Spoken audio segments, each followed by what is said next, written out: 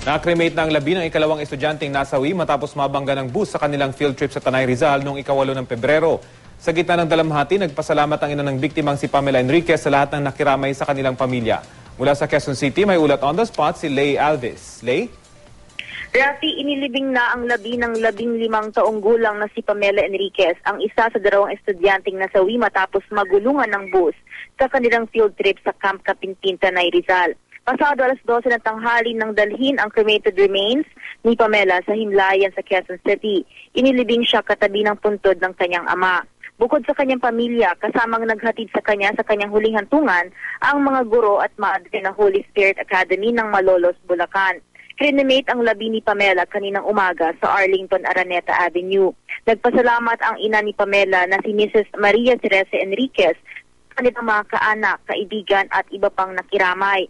Sinabi ni Mrs. Enriquez sa GMA News na wala pang desisyon sa ngayon ng pamilya kung sila ay magkasampa ng kaso. Inabot pa ng 9 na araw sa ospital si Pamela bago siya binawian ng buhay nitong nakaraang araw ng Linggo, February 17. February 8, nangyari ang aksidente sa field trip ng mga estudyante ng Holy Spirit Academy ng Malolos sa Camp Capintin, Tanay Rizal.